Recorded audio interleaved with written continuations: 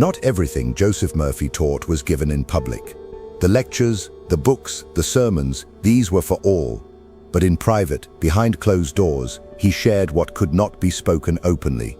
Words reserved for the prepared, insights whispered only to those strong enough to hear them, secrets that could shatter despair and transform a life in an instant.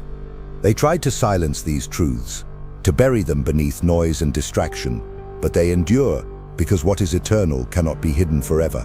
Those who were entrusted with them left changed. The fearful became bold, the sick found healing, the poor discovered abundance, and the broken found strength to rise again. For Murphy knew this mystery. The greatest laws of life are not shouted, they are revealed in stillness, to the soul that is ready. And now you stand at that threshold. Not by accident, not by coincidence. You have been brought here because the words ahead are not ordinary instruction, they are private truths, carried across time, tested in silence, and proven by countless lives. They have outlived the man himself, because they belong to a law that cannot fail, cannot weaken, and cannot sleep.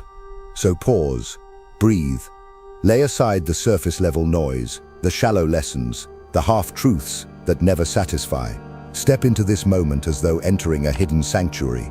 For what you are about to hear is not for the casual listener, it is for you, because you are ready. Prepare your heart, quiet your mind. For once you receive this hidden truth, life as you know it will not remain the same. Now let the private teachings of Joseph Murphy enter you deeply, and watch how they transform your life instantly. And now, we begin. There are truths I only whispered to a few, truths not written plainly in my books, truths I gave only to those ready to hear them. They were not for the multitude, because the multitude is satisfied with surface prayers and shallow affirmations. But if you are listening now, it is because something within you is restless, refusing to be lulled by half-truths. You sense that beneath the words I spoke in public, there were deeper laws, sharper than a blade, hidden not to keep them from you, but to keep them from those unprepared. Tonight I will tell you what I reserved for private counsel, that the subconscious mind is not only a servant, but a sovereign force. And if you dare to command it without fear, it will move the world for you. If you misuse it, it will destroy you. This is why it is not for everyone. I once told a student that the greatest danger in life is not failure, but unconscious success in the wrong direction. Your subconscious does not weigh morality. It does not ask if your belief is noble or corrupt. It executes. This is why tyrants rise with the same law that saints use to heal, why criminals often prosper while good men perish. The law of life is the law of belief, and belief once impressed will manifest regardless of who wields it.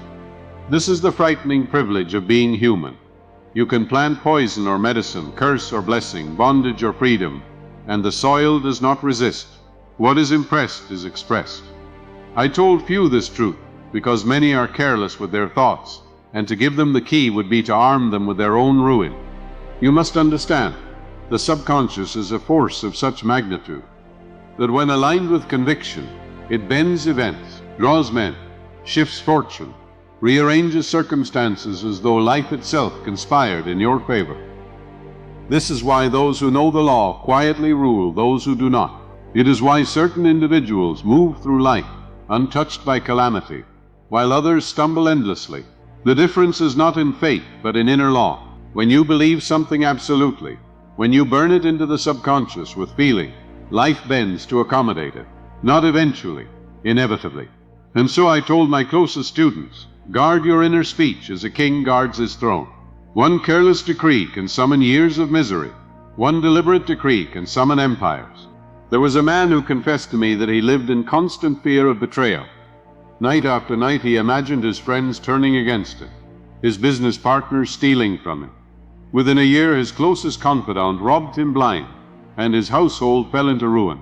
He asked me why God had forsaken him, and I told him, God has not forsaken you. You have impressed betrayal upon your subconscious, and the law has expressed it faithfully. He looked at me in terror, as though I had unveiled a weapon he could not control, and I warned him, control is exactly what you must learn. You cannot allow your subconscious to run wild with fear, for it will give you the very thing you dread. This is why I say these teachings are not for everyone. Power without discipline is destruction. But there were also those who used it rightly. I remember a woman who came to me broken, her health failing, her fortune gone. She whispered, "I am finished." I told her, "That is your decree, change it." I gave her words of power to repeat before sleep. "I am renewed, I am prosperous, I am filled with divine vitality." She obeyed, whispering them as though her life depended on it. And indeed it did. Within months her body strengthened, her fortunes reversed, and she stood before me radiant. She had impressed a new image, and the subconscious, loyal and tireless, had expressed it. She told me, "It feels as though something greater than myself carried me." And I said, "Yes, but that greater power was within you all along, waiting for the right command." Do not think the subconscious is merely a passive recorder. It is active, creative, relentless. It is the unseen general of your destiny, and it leads armies of circumstance according to the orders you give it. This is why I never encouraged idle affirmations. To repeat words without conviction is to waste your breath. But to speak with belief, with emotion, with imagination, that is to inscribe upon the subconscious, and what is inscribed there becomes law. This is why I taught my private students to combine word with image, image with feeling, and feeling with expectancy. For when all three unite, the subconscious cannot resist. It accepts the command as reality, and reality soon conforms. You must also know this: the subconscious is not confined to your own body. It extends beyond you, touching the subconscious minds of others, influencing events at a distance. When you impress a conviction deeply enough, it radiates outward, drawing men, opportunities, and resources into its orbit. Some call it magnetism, some call it providence, but it is law. This is why the man of faith attracts followers, why the woman of conviction attracts favor. They do not beg, they radiate.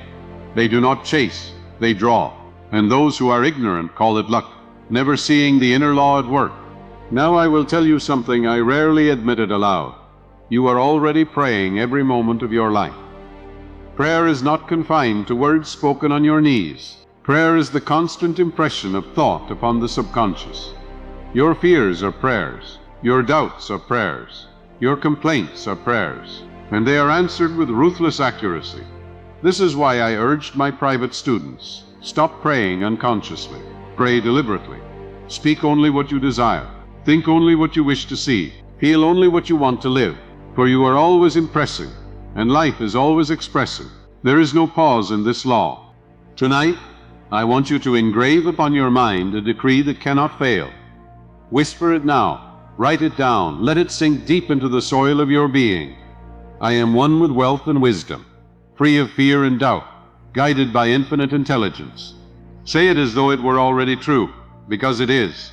Feel it as reality, because your subconscious cannot distinguish between imagination and fact. Impress it tonight, and tomorrow it will begin to express. Guard it, repeat it, believe it.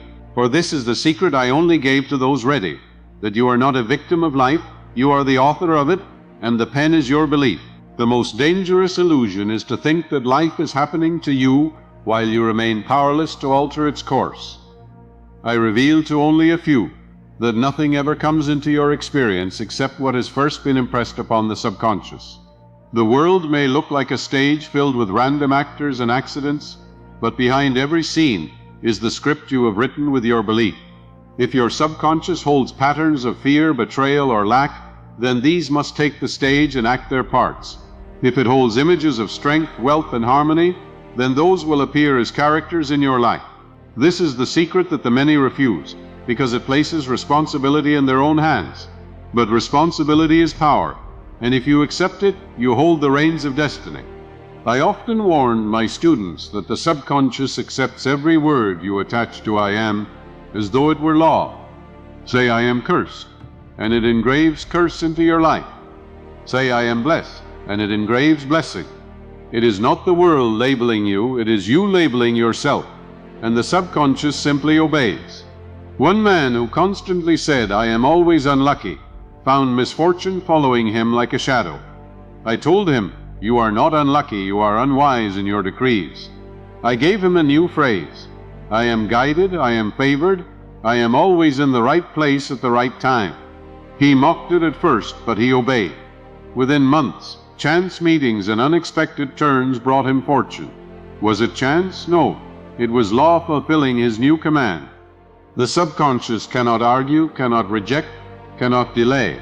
It is the faithful executor of whatever you impress upon it. This is why idle words are dangerous. Many speak lightly of their own failure, repeating phrases of weakness and doom, unaware they are programming the very mechanism that shapes their tomorrows. I told my private students, speak as though every word were a decree written in stone, because it is. The subconscious has no sense of humor. It takes sarcasm as command, jest as instruction. Guard your tongue, for your tongue is the pen that writes on the tablet of your destiny. If you would be rich, speak richness. If you would be strong, speak strength. If you would be wise, speak wisdom. For as you impress, so shall you express.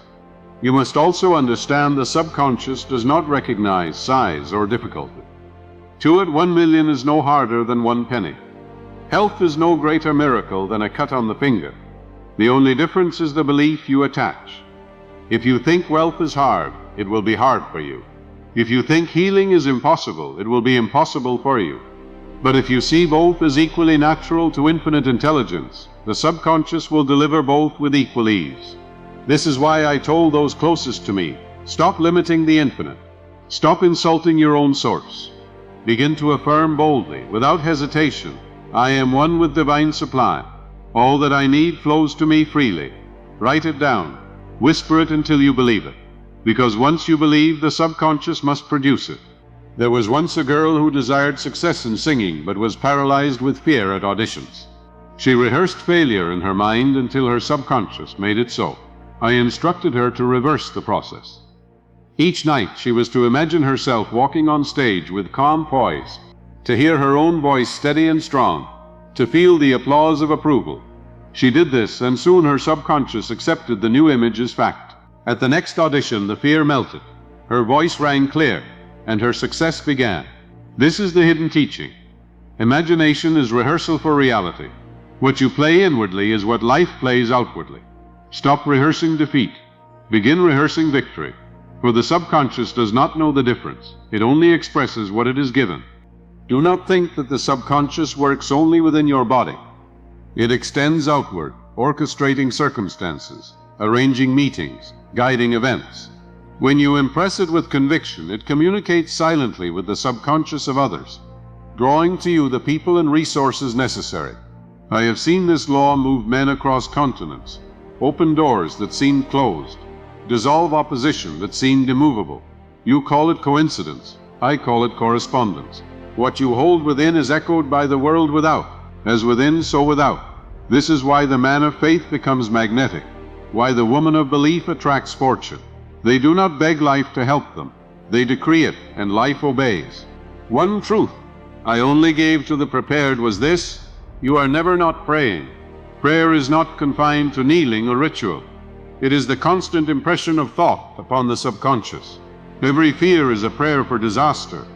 Every resentment is a prayer for misery. Every worry is a prayer for failure. And these prayers are answered with merciless precision.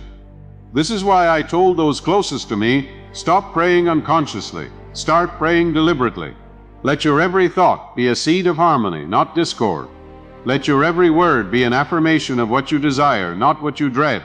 For the subconscious hears every syllable, whether spoken aloud or whispered in silence, and it writes them all into the fabric of your life. You may ask, how do I know if the subconscious has accepted my impression?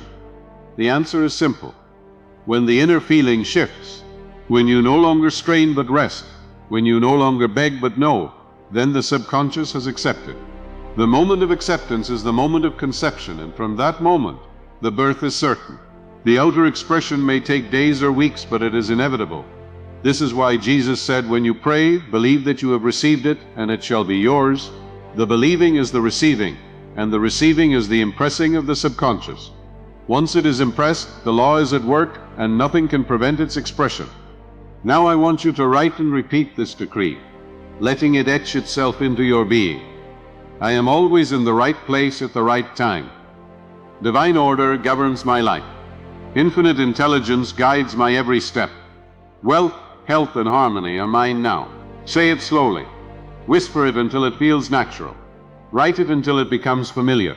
For these words, once impressed, will be expressed, and life will bend to mirror them. This is not fantasy. This is law, and law never fails. The true initiates always knew that the mind is both temple and battlefield. On its altar you can lay offerings of harmony, love, and abundance, and the subconscious will make them flesh.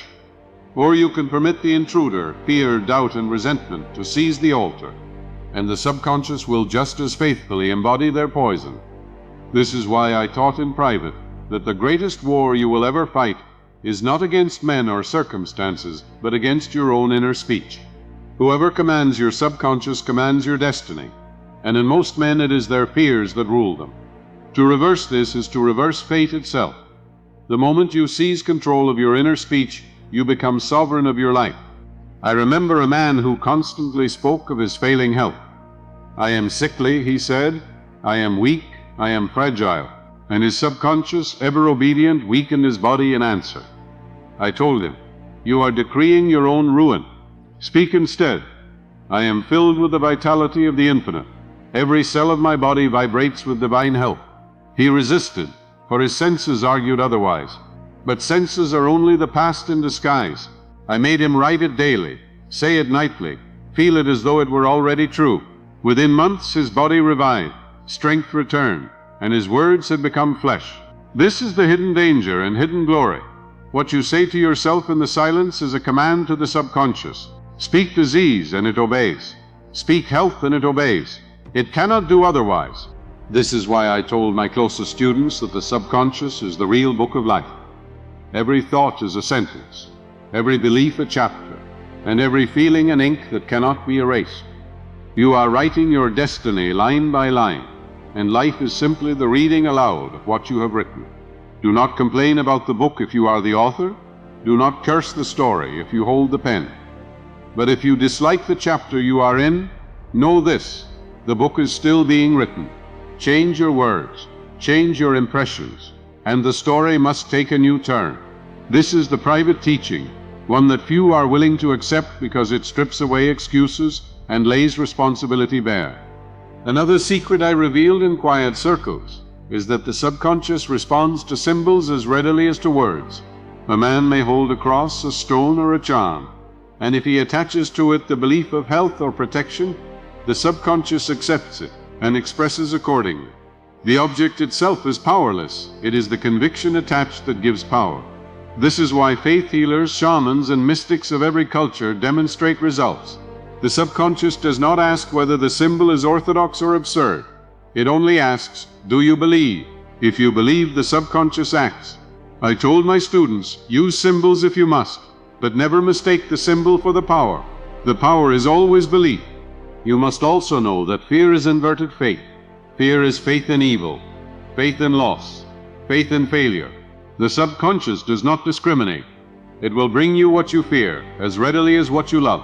A man who continually imagines disaster will soon meet it. A woman who constantly anticipates betrayal will experience it.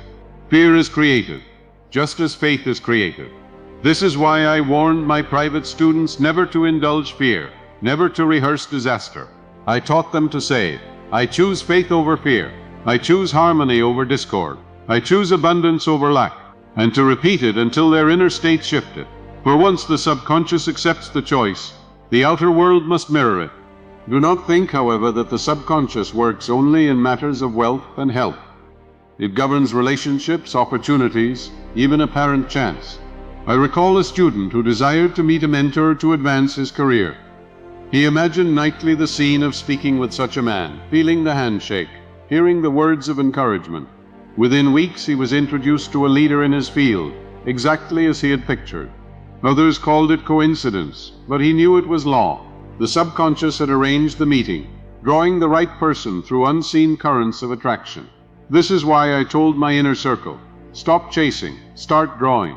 Impress the image, believe it, feel it, and life will conspire to bring it about. And yet, with this power comes danger. If you impress envy, jealousy, or hatred, the subconscious will express them with merciless accuracy. It will poison your body, sabotage your affairs, and surround you with mirrors of your own malice. This is why I never shouted these truths to the crowd. The crowd is careless, and carelessness with such power is ruin. But to the one who is disciplined, who is watchful of his thoughts and words, the law becomes the greatest ally, a silent architect of abundance, harmony, and mastery. You must choose which master you serve, fear or faith, resentment or love, limitation or abundance. The subconscious will serve either with equal zeal. And so I give you now a decree to write, to whisper, to engrave. I am the author of my destiny. I write health, I write wealth, I write harmony. My subconscious accepts it, and my life expresses it. Say it slowly, feel it deeply, repeat it until it becomes conviction. For this is the essence of what I taught in private, that you are never at the mercy of fate, but always at the mercy of your own belief. And belief, once impressed, will surely be expressed. There are moments in life when you realize that what you thought was chance was never chance at all. It was the subconscious mind shaping events with ruthless fidelity to what you had secretly believed. This is the secret I only gave to those who were prepared to bear its weight. Every so-called accident, every seeming coincidence, every unexpected turn is but the subconscious arranging the pieces of the world to fit the image you impressed upon it. You think you are waiting for life to decide for you, but life is waiting for you to decide within yourself. Once the inner decree is made, the outer must follow. This is why I say the greatest prayer is not spoken with the lips, but inscribed upon the heart. It is the silent conviction you hold that writes tomorrow's script. One of my students lived tormented by constant failure. Every job he tried collapsed. Every opportunity slipped away. He asked me, why does nothing work for me? I told him, because you are rehearsing failure in the theater of your mind. You picture collapse, you feel defeat, and your subconscious has no choice but to obey. I gave him a new role to rehearse. I am divinely guided. I succeed in all I undertake. Infinite intelligence prospers me now. He was to repeat this with feeling until it became the dominant image within. Reluctantly he obeyed. Weeks later, doors opened, work flourished, and for the first time, success became his companion. He thought the world had changed. I told him the truth. He had changed the command, and the world had only echoed it. The subconscious accepts images more powerfully than words alone. This is why I told those closest to me to never merely say an affirmation, but to see it, to feel it, to live it inwardly until it felt inevitable. A sick man should not only say, I am healthy, but must imagine walking with strength, must feel the vigor of health in his limbs, must hear in his mind the sound of others telling him, you look well. A poor man should not only say, I am wealthy, but must imagine money in his hands, must feel the security of abundance, must see himself moving through life free of debt. The subconscious is convinced not by dry words, but by living pictures clothed in feeling. Give it the picture, and it will paint the world accordingly. There was a woman who longed for marriage, yet lived in loneliness. She prayed outwardly, but inwardly she imagined herself rejected, unwanted, unworthy. I told her, your subconscious will give you what you truly feel, not what you merely say. I taught her to affirm nightly, I am worthy of love, I am cherished, I am surrounded by harmony. She was to imagine herself walking beside a loving partner, feeling the warmth of companionship, hearing the words of affection. She persisted, and in time, love entered her life exactly as she had pictured. This is the inner teaching. It is not the world that withholds from you, it is your own subconscious, obeying the images of rejection you impressed upon it. Change the image, and life must change. Do not think, however, that this law cares for good or evil. It is not moral, it is mechanical. The subconscious will manifest a lie as readily as a truth, destruction as readily as blessing, if that is what you impress. This is why I reveal this teaching only to the few. The careless will destroy themselves with their own words, cursing themselves unknowingly, rehearsing tragedy until it becomes real. But the wise will guard the gateway of thought, admitting only what they wish expressed. They will become sovereigns of destiny, while the multitude remain slaves to their own undirected impressions. The law is impartial. It will serve you or ruin you. The choice is yours.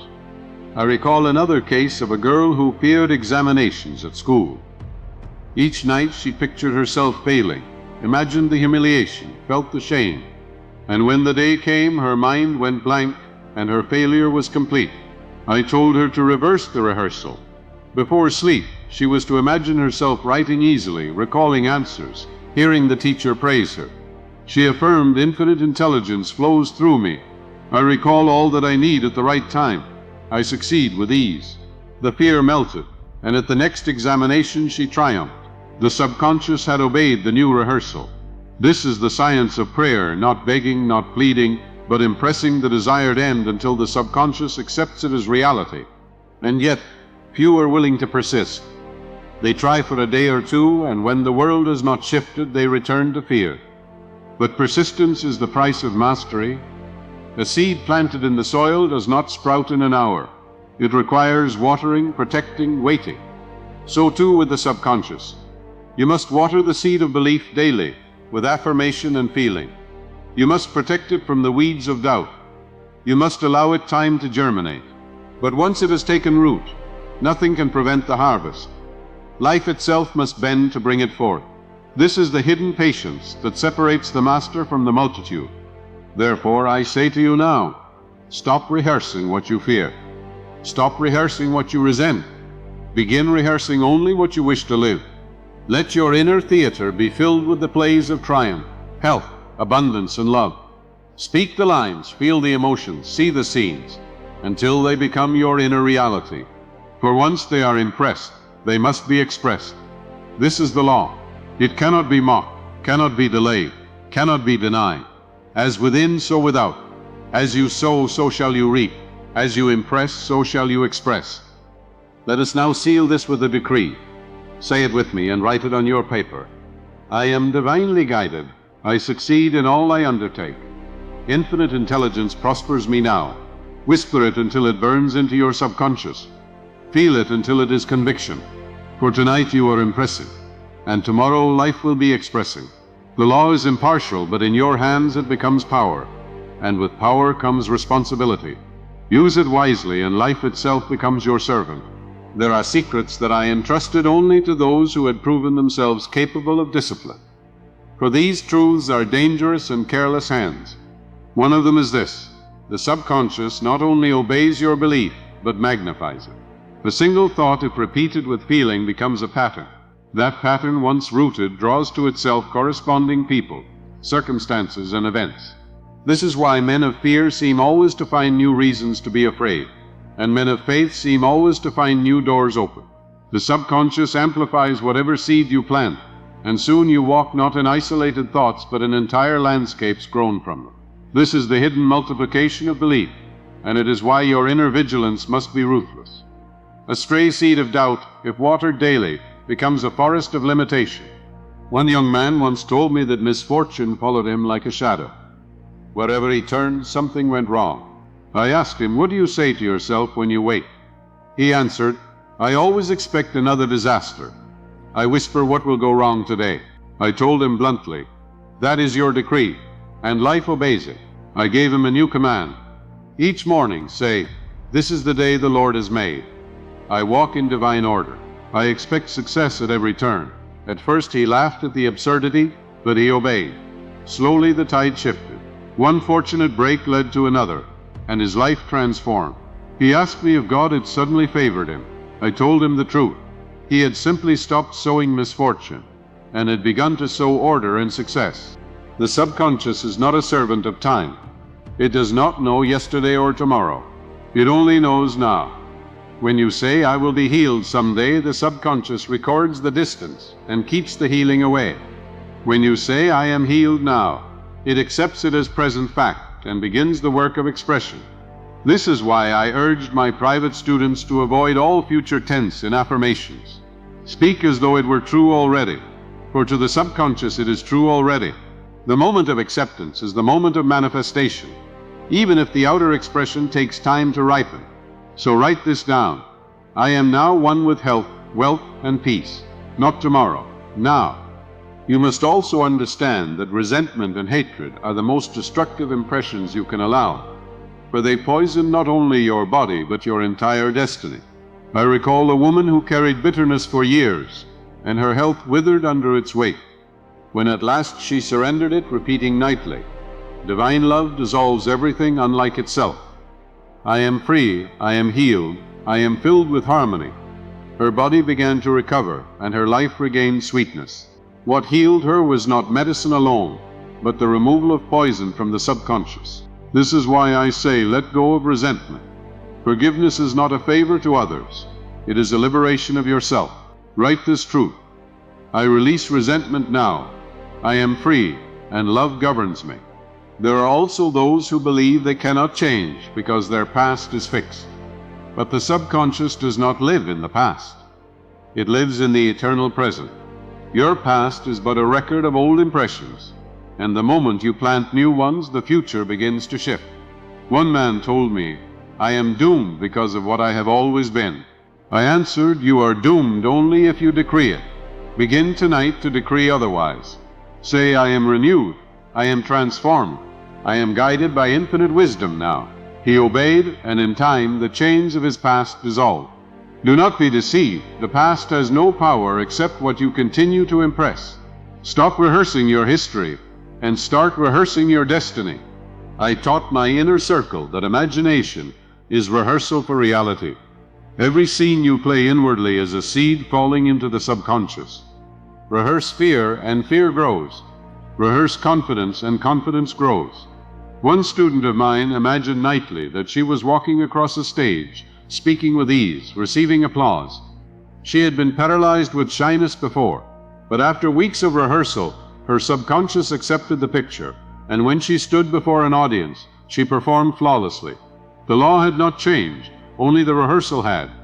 This is why I urge you, stop rehearsing defeat. Begin rehearsing victory.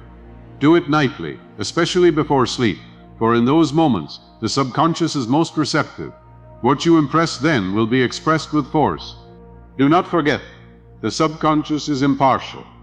It will obey fear as readily as faith, sickness as readily as health, poverty as readily as abundance.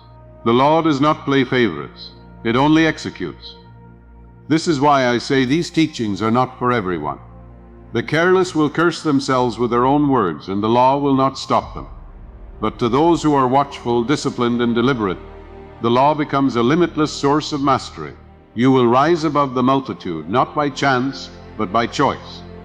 You will be the architect of your life, while others remain prisoners of their own unguarded speech. Now let us seal this teaching with a decree. Say it, write it, engrave it upon your mind. I am now one with divine order. Success flows to me freely. I release all resentment, and love governs me.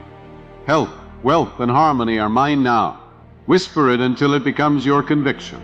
For once it is impressed, it will surely be expressed. And when it is expressed, you will know that what I revealed in private is not philosophy but law. A law as faithful as sunrise, a law that bends the world to the shape of your belief. The hidden truth I gave only to the few was this: the subconscious is not passive clay, it is living fire. It burns into form whatever image you cast upon it, and it does so with a force greater than armies, swifter than chance, more exact than any human hand. Most men stumble through life throwing sparks of fear and resentment into this fire, and then they tremble when the flames consume their peace. The wise, however, feed the fire deliberately, placing upon it only the images they wish to see born. And once the fire accepts the pattern, nothing on earth can resist its unfolding. This is why I said to my private students, you are always tending the fire. Feed it carefully, for it will either light your way or destroy your house. One woman came to me tormented by nightmares of sickness. She rehearsed her fears each night before sleep, whispering, I am afraid of falling ill, I am afraid of death. And the subconscious, hearing her decree, began to carve those fears into her body, producing weakness and disease. I told her, reverse it. Give the subconscious a new script.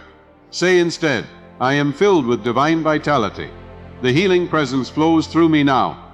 At first she felt false, but I commanded her to persist until the feeling shifted. Within months her health returned. Her nights were peaceful and her face glowed. The world called it recovery.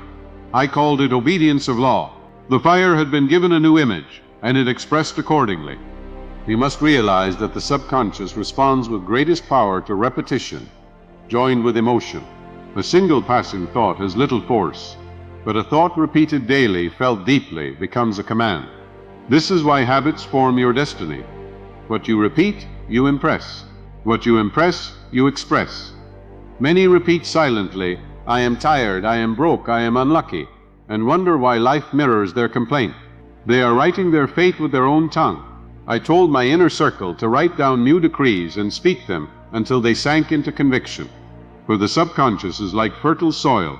It does not resist the seed, but once the seed is planted, it grows with tireless certainty. Write this on your paper. What is impressed is expressed. Say it aloud until it is etched into your being. Another secret teaching is that the subconscious is never inactive. While you sleep, it is building. While you dream, it is weaving. While you go about your day, it is arranging. This is why the hour before sleep is sacred. Whatever you feed the subconscious then is magnified in the night and expressed in the day.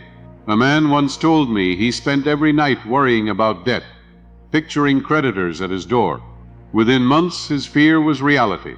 I told him to reverse it. Before sleep, he was to affirm, "Infinite supply sustains me. I am richly provided for. Abundance flows to me now." He obeyed, and within weeks unexpected channels of provision appeared. The subconscious had taken his new decree and sculpted tomorrow accordingly. I also revealed that the subconscious influences not only your body and affairs, but also the minds of others. When you hold an image with intensity, it radiates, touching the subconscious of those around you, drawing into your life the very conditions you imagine. This is why leaders inspire loyalty, why lovers attract each other, why opportunities seem to arrive as if summoned. It is not accident, it is law. Your subconscious is not locked within your skull. It is connected to the vast sea of universal mind. When you impress it with belief, it sends out currents that draw back their match. Guard therefore what you radiate, for you will surely meet it in the faces of men and in the turnings of fortune. Do not imagine that this power can be fooled. The subconscious knows when your words are hollow. It listens not to the tongue alone, but to the feeling behind it. Say, "I am rich," while trembling in fear of poverty, and it will record the fear, not the phrase, but say, "I am rich," while feeling the joy and security of abundance, and it will record the abundance. This is why imagination must join affirmation. The subconscious is convinced by pictures clothed in emotion. When word, image, and feeling unite, the impression is irresistible. This was my private instruction. Never speak what you cannot feel. If you cannot feel wealth, imagine it until the feeling arises, then speak, and the subconscious will obey. The careless often ask, "Why are my prayers unanswered?" And I tell them, because you pray with your lips, but cancel with your heart. The subconscious accepts the heart, not the lips. One woman prayed daily for harmony in her marriage while harboring resentment and bitterness within. Her words said peace, but her feelings said strife. The subconscious obeyed the strife, and her marriage grew worse only when she began to truly feel love. To affirm sincerely, "Divine love fills my heart and flows through my home," did peace begin to manifest. The subconscious cannot be deceived. It listens only to the true vibration of your belief. Therefore I say to you, stop scattering careless impressions, become deliberate, speak only what you desire, imagine only what you want to live, feel only what you would welcome tomorrow. You are always impressing, and life is always expressing. If you would rise above the multitude, you must take mastery of this law. It is ruthless in its accuracy, but it is also limitless in its reward. To the undisciplined it is a curse. To the disciplined it is a crown. Decide now which it shall be for you. Let us seal this truth with a decree that must be engraved upon your mind. Say it slowly. Write it boldly. I am filled with divine vitality. Infinite supply sustains me. I radiate peace, wealth, and wisdom. My subconscious accepts it, and my life expresses it now. Whisper it until it feels inevitable. Feel it until it becomes conviction.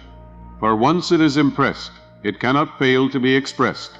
And this is the law I revealed only in private, that you hold within you the fire that shapes worlds. Guard it, feed it, and it will make you sovereign of your destiny. The greatest veil that blinds humanity is the belief that power lies outside of themselves. Men look to governments, to fortune, to chance, to the mercy of others, never realizing that the real seat of power is already enthroned within their own subconscious. I taught this only to those who were ready to carry the weight of sovereignty, for sovereignty demands discipline. If you accept that you are the author of every circumstance in your life, you can no longer hide behind excuses. You can no longer say, "They did this to me," or "I am a victim of fate." You must stand before the mirror of your own mind and admit that what you have impressed is what you are now expressing. This is liberation for the strong, but terror for the weak. That is why these words were never for the multitude. A businessman once confessed to me that ruin stalked him at every venture. He blamed markets, rivals, even the wrath of God. I asked him, "What do you tell yourself in the silence of night?" He admitted, "I always expect to lose. I always imagine collapse." I told him, "That is your true prayer, and it has been answered with precision. Reverse your prayer." I gave him these words: "Infinite intelligence governs my affairs. Success is mine now. Every venture prospers in divine order." He resisted, but I commanded persistence. Slowly his fears dissolved, and prosperity replaced loss. Nothing outside had cursed him. He had cursed himself, and the moment he stopped, the law expressed blessing instead. This is the ruthless fairness of the subconscious. It gives you exactly what you decree. Do not think that the subconscious distinguishes between good or bad desire. It is a blind law like fire. Fire will warm you or burn you, depending on how you use it. So too the subconscious. If you impress hatred, it will return hatred. If you impress love, it will return love. If you impress fear, it will return fear. If you impress faith, it will return faith. It cannot refuse, it cannot delay. It only reflects. This is why I told my closest students, "You hold the match. Do not play with it. For the subconscious is more powerful than armies or kings. Nations rise and fall because of collective beliefs impressed upon it. Lives soar or crumble because of individual beliefs impressed upon it. The law is mercilessly impartial, but it is also endlessly generous. The harvest depends on the seed." Another truth I reserve for the few is that the subconscious mind does not merely shape your own body and affairs. It also transmits influence beyond you. When you hold an image with intensity, you radiate it. Others feel it without knowing why. It colors your atmosphere. It shapes their responses. It arranges their actions. This is why leaders, whether saints or tyrants, seem to bend men to their will. They impress conviction upon their own subconscious until it overflows, and that overflow stirs the subconscious of others. This is no superstition, it is law. And it is why I warn, use this power with integrity, for if you radiate malice, you will call malice to you. But if you radiate harmony, you will draw harmony into every circle you enter. The subconscious is never silent. It is always sending as well as receiving. I told one student to imagine nightly that those he worked with respected and valued him. At first he laughed, because in waking hours they despised and ridiculed him. But I insisted, give your subconscious a new command. See yourself honored. Feel it as though it were real. He obeyed. Within weeks, the attitudes of those around him began to shift. Respect replaced ridicule. Cooperation replaced hostility. He thought others had changed, but they had only mirrored the new vibration he radiated. This is why I say, do not fight men, command yourself. Impress the image of harmony within, and the world without will adjust to match. As within, so without. It can be no other way. Fear, however, is the great corrupter of this law. Fear is not mere emotion. It is faith in evil, an unconscious prayer for disaster. The man who broods on loss is praying for poverty. The woman who rehearses betrayal is praying for heartbreak. The child who imagines sickness is praying for disease. And these prayers are answered, for the subconscious knows no difference between fear and faith. Both are convictions, and both must be expressed. This is why I commanded my private students to starve fear and feed faith. Whenever a thought of fear arises, replace it instantly with a decree of faith. Say, I choose life. I choose abundance. I choose harmony. Write it, speak it, repeat it, until fear has no foothold. For what you refuse to feed will starve, and what you nourish will grow. You may ask, but how do I know when my subconscious has accepted the new decree? You know when the struggle ceases. You know when the words no longer feel like effort, but like truth. You know when peace replaces strain. The moment you feel at rest in the conviction, the subconscious has accepted it. That is the moment of conception, and from that moment the birth of expression is inevitable. Do not dig up the seed to see if it grows. Plant it, water it with faith, and wait. The subconscious is faithful. It cannot fail. The timing is not yours to control, but the harvest is certain. This is why I told the disciplined few, the test of belief is rest. If you are at rest, you have believed, and if you have believed, it is already done. Now I give you a decree to engrave upon your mind, one that few dare to utter, but all who utter in faith will see fulfilled. Say with me, I am sovereign of my destiny. I radiate faith, harmony, and abundance. Infinite intelligence governs my affairs. Success, health, and peace are mine now. Write it down. Whisper it until your heart accepts it. For the subconscious is heard, and once impressed, it must be expressed. This is the fire I revealed only in private. The fire that shapes worlds. Wield it with reverence, and the world will bow to the image you decree. There is a silence within you more powerful than the loudest shout. A silence in which the subconscious listens and records every decree. In that silence, you are either blessing or cursing yourself. You may wear the mask of optimism in front of others, but in the secret place of your thought, the truth is spoken. And it is that hidden speech, not the words on your lips, that life obeys. This is why I told my private students, watch not only what you say aloud, but also what you whisper to yourself in the night. The subconscious is the perfect spy. It overhears everything and acts on everything. There is no escape from this law. The only safety is vigilance. The only freedom is mastery. One woman came to me, tormented by constant misfortune. She told me she prayed daily for peace, but peace never came. I asked her, what do you rehearse inwardly when you are alone? She admitted, I imagine disaster. I feel doomed. I told her, that is your true prayer, and it has been answered. I taught her to reverse it, to whisper nightly, I am safe, I am guided, I am surrounded by divine protection. She resisted, for her fear was deep, but she persisted, and as the new conviction took root, her life changed. Accidents ceased, fear dissolved, and peace settled on her home. What changed was not faith, but her decree. The subconscious had obeyed her former prayer of fear, and then obeyed her new prayer of faith. Both were law, both were answered. I revealed to the few that imagination is not idle play, but the architect of destiny. Every picture you hold in your mind is a blueprint handed to the subconscious. A man who pictures failure will build failure. A woman who pictures betrayal will meet betrayal. But he who pictures triumph will surely triumph. The subconscious cannot resist a vivid image clothed in feeling. This is why I taught my inner circle to practice visualization with precision. If you desire wealth, see yourself already in possession of it. Feel the security, the freedom, the generosity of abundance. If you desire health, see yourself walking strong, vibrant, and whole. If you desire harmony, imagine peace flowing through every relationship. The subconscious accepts these images as real, and life then moves to fulfill them. There was a girl who feared examinations. Each night she saw herself failing, humiliated, trembling with shame. And her subconscious, loyal to the image, made it so. I told her, change the rehearsal. Imagine yourself calm, writing with ease, hearing the praise of your teacher. She did this until the picture felt real.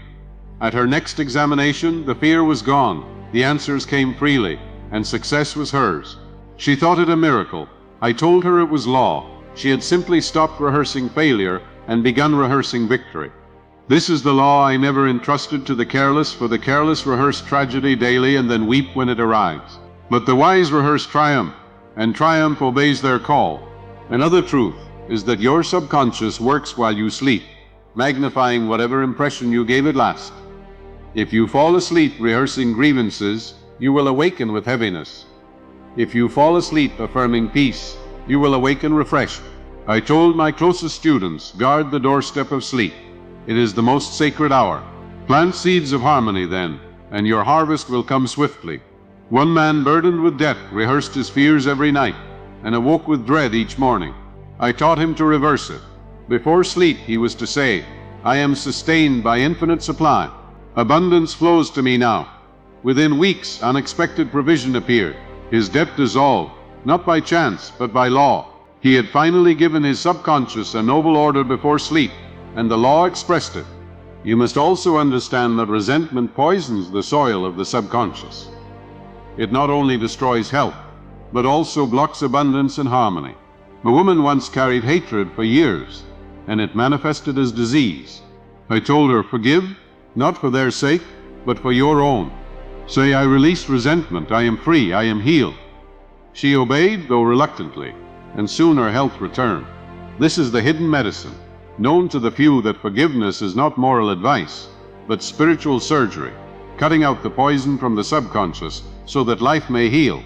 If you refuse forgiveness, you carry the poison, and the law must express it in your body and affairs. Release it, and the law expresses freedom. I also taught that the subconscious does not measure big or small.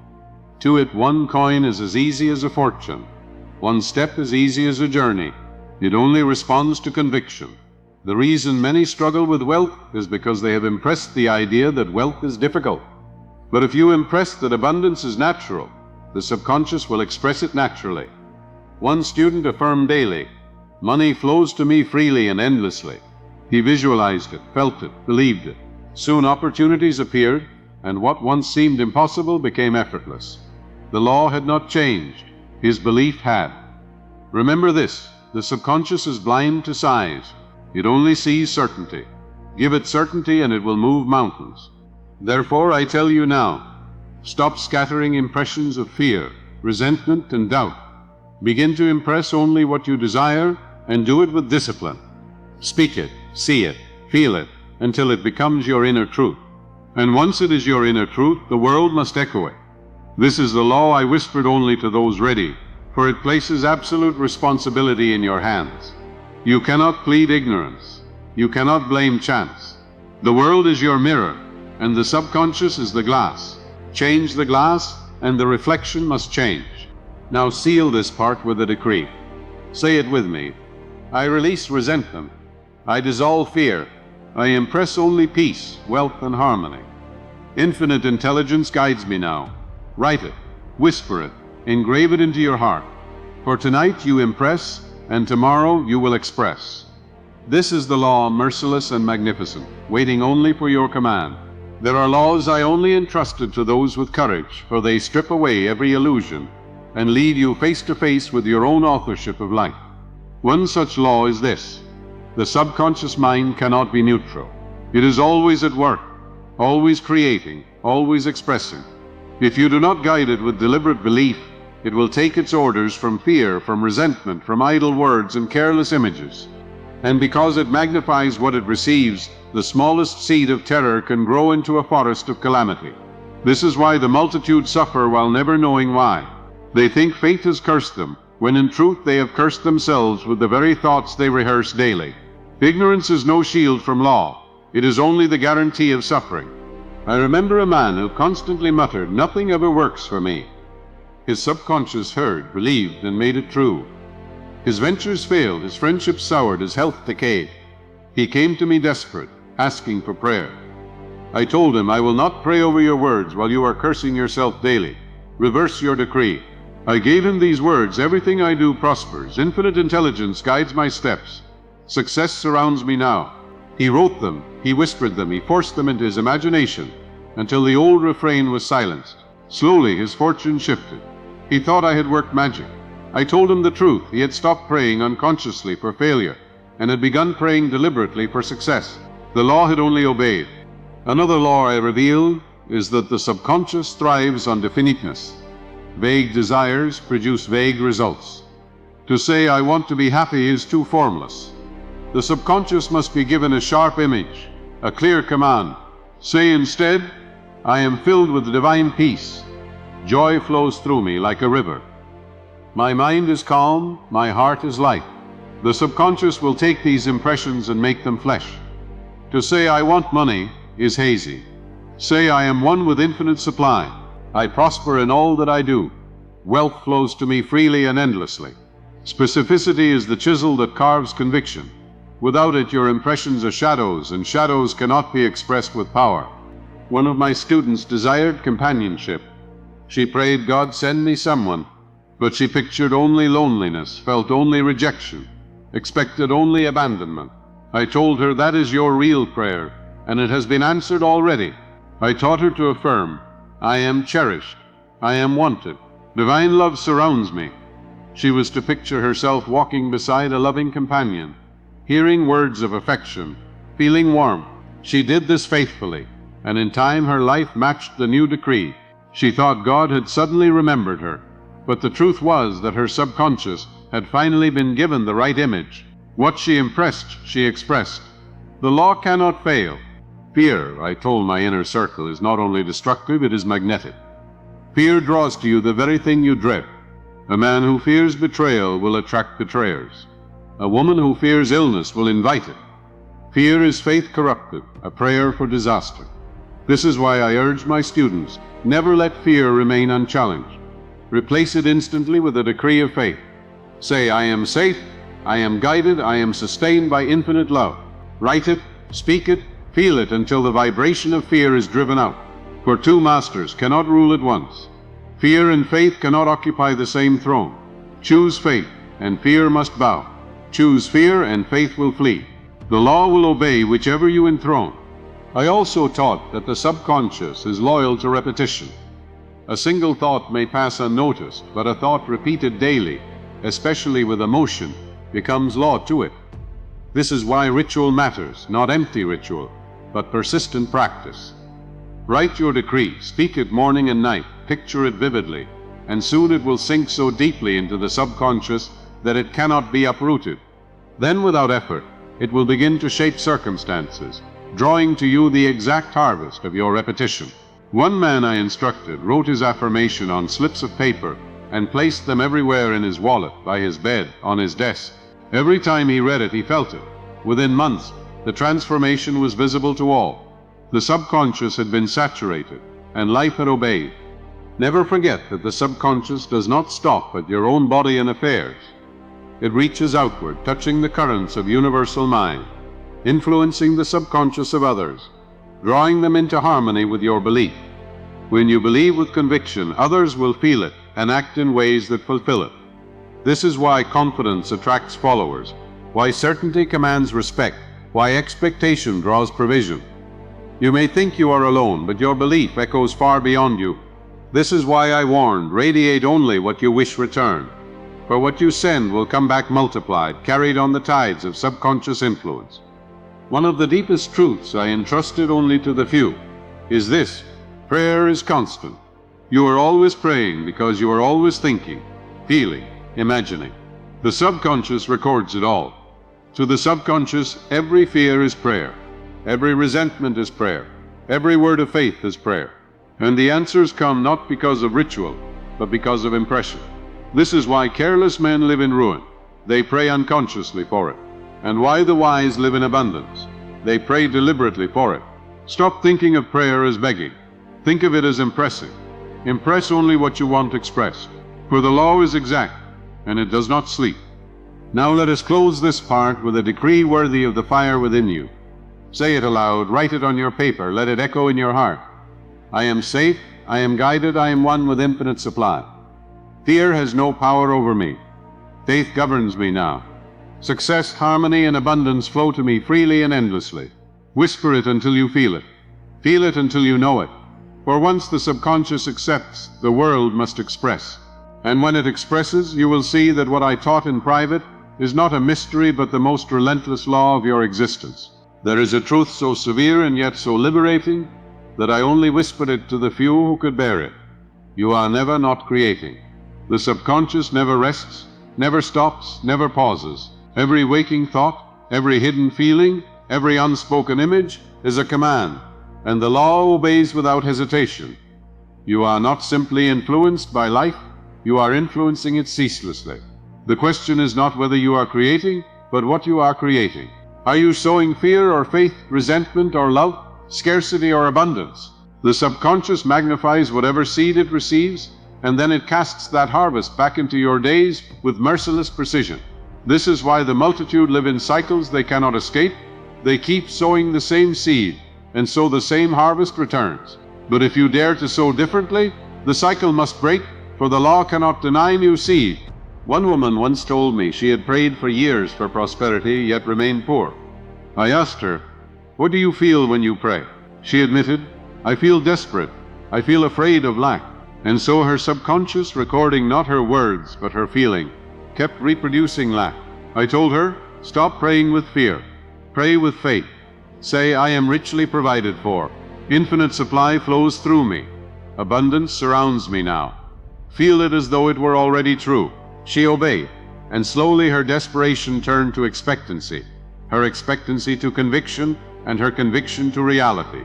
Prosperity began to appear, opportunities multiplied, and she walked into the abundance she had once only begged for. The world called it a miracle. I told her it was simply the law expressing what had finally been impressed. Another man carried hatred for years. He believed he could hide it from others, but he could not hide it from his subconscious. It poisoned his body, twisted his affairs, and darkened his relationships. When he came to me ill and defeated, I told him, "Forgive, not as sentiment, but as science. Say, I release this hatred, I am free. Divine love fills me now." He resisted, for he believed forgiveness was weakness, but at last he obeyed. Night after night he whispered it, until the image of hatred melted, and the image of freedom replaced it. His health revived, his affairs shifted, his face lit with peace. He told me, "I feel as though chains have fallen off me." I said, "They have, the chains of your own impression." This is why I told only the few. Forgiveness is not morality alone, it is law. To hold hatred is to impress poison. To release it is to impress freedom. The law will express whichever you choose. Do not think for a moment that this law can be evaded. It governs whether you believe it or not. You may deny it, mock it, ignore it, but it still shapes your life. Just as gravity holds you whether you acknowledge it or not, so too the subconscious expresses whatever is impressed upon it. The difference is that with gravity you are bound, but with belief you are free to choose the impression, and in that choice lies your sovereignty. This is why I told my private students, take responsibility for every thought you allow, for every thought is a seed, and the harvest cannot be denied. The multitude will continue to live in chains, but you who know this law are without excuse. You can rise, or you can ruin yourself. The law is impartial. I also reveal to the prepared that the subconscious is never confined to what you call the possible. To it, nothing is too great, nothing too vast, nothing too miraculous. The same law that heals a cut can dissolve a cancer. The same law that brings a coin can bring a fortune. It is your belief alone that sets the boundary. If you decree, "This is too much for me," the subconscious obeys and halts. If you decree, "All things are possible through the infinite within me," the subconscious obeys and moves beyond every barrier. This is why the saints performed wonders, and why the common man lives in limitation. Not because one is favored and the other is cursed, but because one dared to impress possibility while the other impressed limitation. The law is blind to difficulty. It only sees conviction. One of my closest students asked me, "How do I know if I have truly believed?" I told him, when you no longer strain, when you no longer beg, when you no longer argue with yourself, when you rest in the certainty that it is done, then the subconscious has accepted. And once it is accepted, the expression is inevitable. This is the secret of prayer, to know, not to hope, to rest, not to strive. The moment you feel at rest in your conviction, the law has already begun its work, and nothing can prevent the outcome. This is why I told him, the proof of belief is peace. When peace fills you, the harvest is already on its way. Now you must seal these teachings with your own decree. For words without impression are dust, but words impressed with conviction are destiny. Say with me and write it on your paper, "I am sovereign of my destiny. I am guided by infinite intelligence. I release all fear, all hatred, all doubt. I am one with wealth, one with health, one with peace. My subconscious accepts this, and my life expresses it now." Whisper it until it becomes conviction. Feel it until it becomes reality. For this is the final truth I gave only to the few, that you are never the victim of life, but always its author. The pen is in your hand, and the ink is your belief. Write carefully, for the world will read aloud every word you impress. If you have followed this far, then you already know this was not meant for the many. It was meant for the few who are willing to bear the responsibility of mastery, who no longer seek excuses or external saviors, but who understand that the author of destiny is already within. The subconscious is not a servant to be begged, nor a tyrant to be feared. It is the faithful executor of your decree. Whatever you have impressed, it is even now expressing, and from this night forward, you cannot return to ignorance.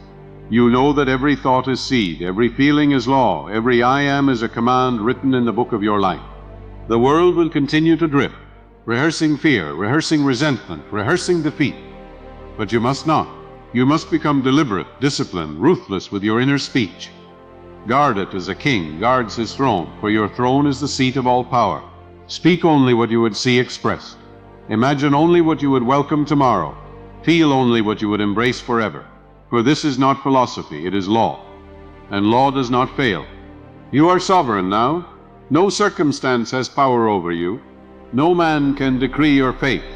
The pen is in your hand, and the page is your subconscious. Write health, and health will appear. Write wealth, and wealth will flow. Write harmony, and peace will surround you. Do not wait for signs, create them. Do not ask if it works. It is already working. The only question is whether you will use it wisely. So let us close with a final decree, one to carry with you tonight and every night after. I am one with infinite intelligence. I am free of fear and doubt. I am guided, healed, and prospered in all that I do. My subconscious accepts this, and my life expresses it now. Say it, write it, feel it. For once it is impressed, the world must obey. And from this moment on, remember, you are not a victim of life, you are its author.